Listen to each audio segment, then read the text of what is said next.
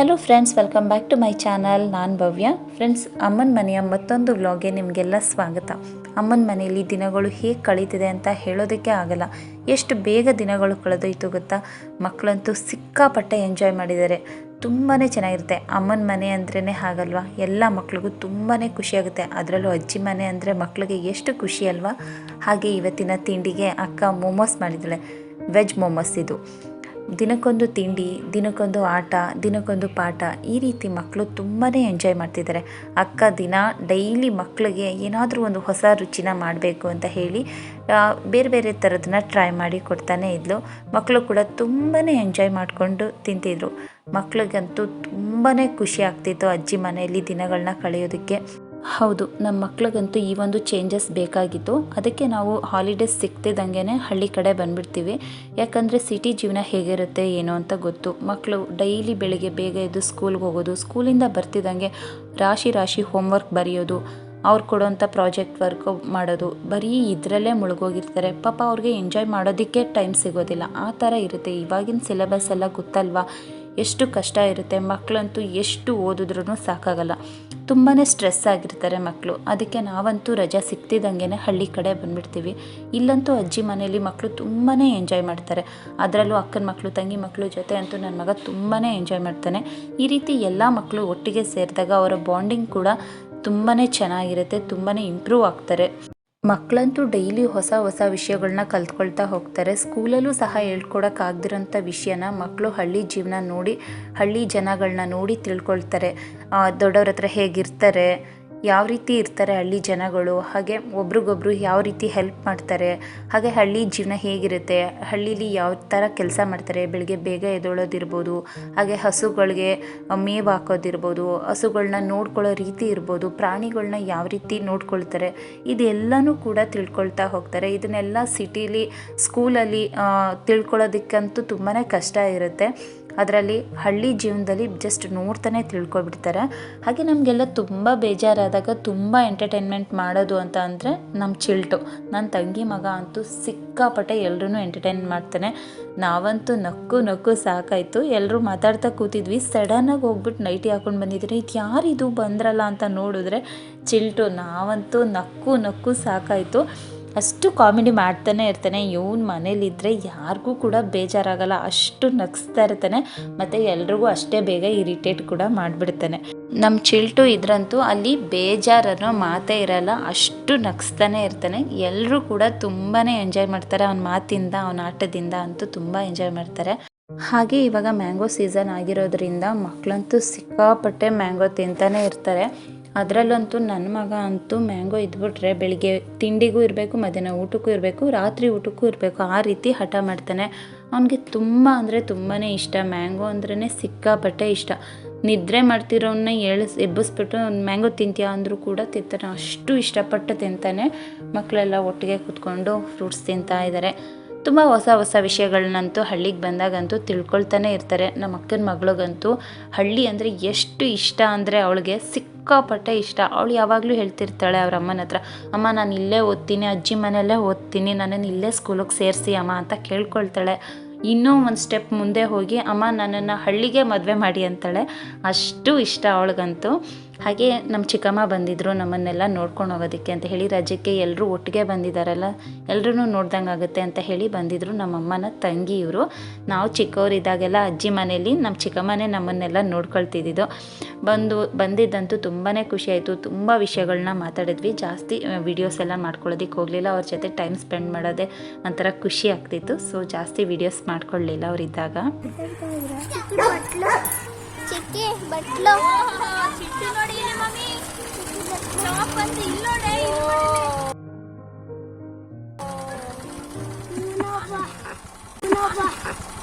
ತಾತ ಬರ್ರಿ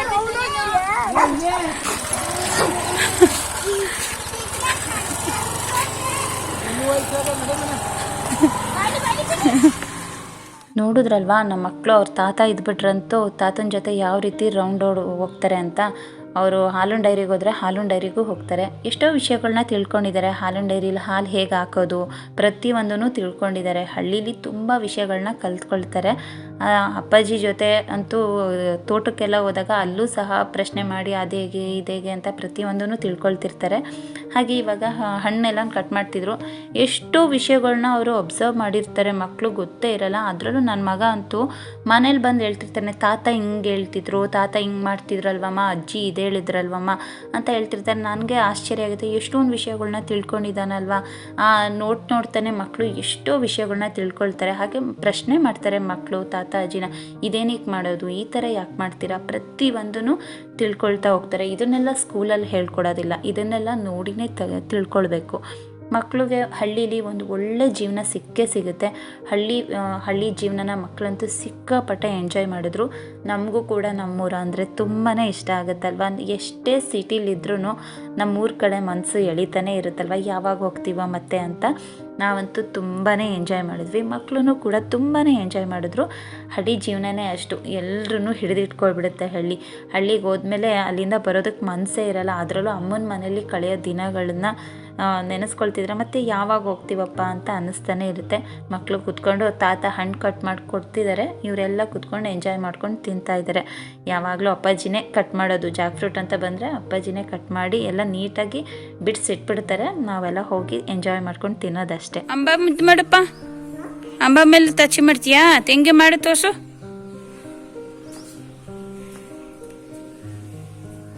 ಓ ಚಿಟಿ, ಅಂಬ ಜೊತೆ ಟಚಿ.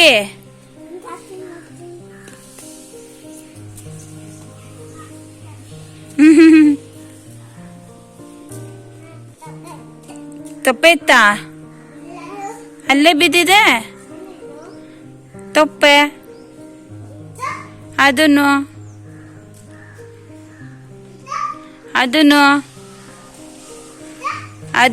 ಬಾ,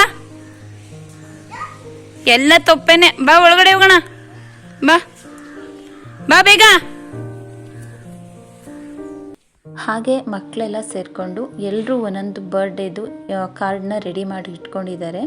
ನೋಡ್ತಾ ಇರ್ಬೋದು. ಫ್ರೆಂಡ್ ಬರ್ಡೇಗೆ ಇನ್ವೈಟ್ ಮಾಡಿರೋದ್ರಿಂದ ಬರ್ಡೇಗೆ ಹೋದಾಗ ಕೊಡೋದಕ್ಕೆ ಅಂತ ಹೇಳಿ ಅವರೇ ಒಂದೊಂದು ರೀತಿ ಡ್ರಾಯಿಂಗ್ ಮಾಡಿ ನೀಟಾಗಿ ಎಷ್ಟು ಚೆನ್ನಾಗಿ ಮಾಡ್ಕೊಂಡಿದ್ದಾರೆ ಅಂತ.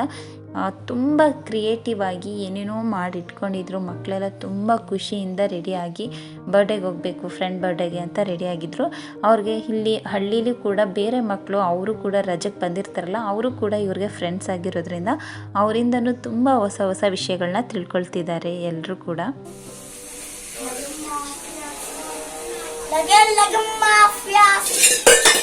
ಎತ್ತಿಡೋ ಶರ್ಟು.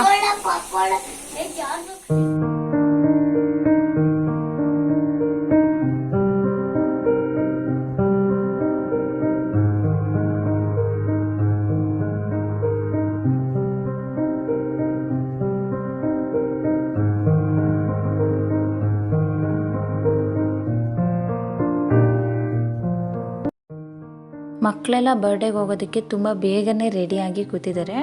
ಅವ್ರ ಫ್ರೆಂಡು 7:30ಗೆ ಇನ್ವೈಟ್ ಮಾಡಿರೋದು, ಇವರು 7 ರೆಡಿಯಾಗಿ ಕೂತಿದ್ರು. ಸೊ ಅದಕ್ಕೆ ಸ್ವಲ್ಪ ಟೈಮ್ ವೆಯ್ಟ್ ಮಾಡಿಬಿಟ್ಟು ಹೋಗೋಣ ಅಂತ ಹೇಳಿ ಕೂತಿದ್ರು. ಇಲ್ಲೇ ಪಕ್ಕದ ಮನೆಯಲ್ಲೇ ಫ್ರೆಂಡ್ ಬರ್ಡೇ ಇರೋದು. ಸೊ ಅದಕ್ಕೆ ಎಲ್ಲರೂ ಇವಾಗ ಒಟ್ಟಿಗೆ ಹೋಗ್ತಾಯಿದ್ದಾರೆ. ಎಷ್ಟು ಖುಷಿ ನೋಡಿ ಅವ್ರಿಗೆಲ್ಲ ಫ್ರೆಂಡ್ ಬರ್ಡೇಗೆ ಹೋಗೋದು ಅಂದರೆ. ಮಕ್ಕಳಂತೂ ಇಲ್ಲಿರೋಂಥ ಮಕ್ಕಳನ್ನು ಫ್ರೆಂಡ್ ಮಾಡ್ಕೊಬಿಟ್ಟು ತುಂಬಾ ಖುಷಿಯಾಗಿದ್ದಾರೆ. ಆ ಮಕ್ಕಳ ಜೊತೆನೂ ಅಷ್ಟೇ ತುಂಬ ಒಳ್ಳೆ ಬಾಂಡಿಂಗ್ ಇದೆ. ತುಂಬ ಚೆನ್ನಾಗಿ ಆಟ ಆಡಿಕೊಂಡು ಹಳ್ಳಿ ಜೀವನನ ತುಂಬಾ ಚೆನ್ನಾಗಿ ಎಂಜಾಯ್ ಮಾಡ್ತಿದ್ದಾರೆ. ನಮ್ಮ ಮಕ್ಕಳು ಆಟ ಆಡೋದೆಲ್ಲ ನೋಡ್ತಿದ್ರೆ ತುಂಬ ಅಂದರೆ ತುಂಬಾ ಖುಷಿ ಆಗುತ್ತೆ. ಎಷ್ಟೆಲ್ಲ ಎಂಜಾಯ್ ಮಾಡ್ತಿದ್ದಾರೆ ಅಲ್ವಾ ಅಂತ ಅನಿಸುತ್ತೆ. ನಮಗೆ ನಾವು ಕಳೆದಂಥ ಬಾಲ್ಯ ದಿನಗಳಂತೂ ನೆನಪಾಗ್ತಾನೆ ಇರುತ್ತೆ ನನಗಂತೂ. ನಮ್ಮ ಮಕ್ಕಳ ಖುಷಿಯಲ್ಲಿ ನಮ್ಮ ಖುಷಿನ ನಾವು ನೋಡ್ಕೊಳ್ತಾ ಇದ್ದೀವಿ. ತುಂಬ ಅಂದರೆ ತುಂಬಾ ಖುಷಿ ಆಯ್ತಿದೆ ನೋಡಿ. ಅಲ್ಲೇ ಹೋಗ್ತಾ ಇದ್ದಾರೆ ಮಕ್ಕಳು ಫ್ರೆಂಡ್ ಬರ್ಡೇಗೆ. ಬನ್ನಿ ಬರ್ಡೇ ಹೇಗಿತ್ತು ನೋಡೋಣ.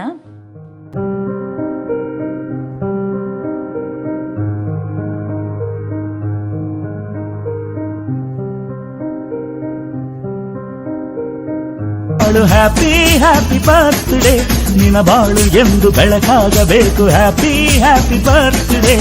ಎಲ್ಲ ನೋಡಿ ಕಾರ್ನ್ ಓಕೆ ಫ್ರೆಂಡ್ಸ್, ನೋಡಿದ್ರಲ್ವಾ ನಮ್ಮ ಮಕ್ಕಳು ಅಜ್ಜಿ ಮನೆಯಲ್ಲಿ ಯಾವ ರೀತಿ ರಜಾ ಮಜಾ ಮಾಡ್ತಿದ್ದಾರೆ ಅಂತ ಹೇಳಿ. ಹಾಗೆ ಇವತ್ತು ಸ್ನ್ಯಾಕ್ಸ್ಗೆ ಅಂತ ಹೇಳಿಬಿಟ್ಟು ನನ್ನ ತಂಗಿ ಡ್ರೈ ಗೋಬಿ ಮಾಡೋಣ ಅಂದ್ಬಿಟ್ಟು ಮಾಡ್ತಾ ಇದ್ದಾಳೆ.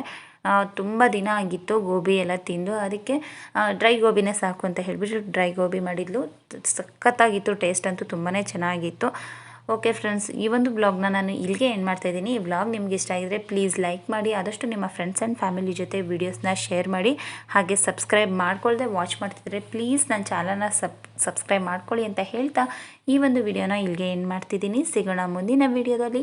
Until then take care, bye. Thank you for watching.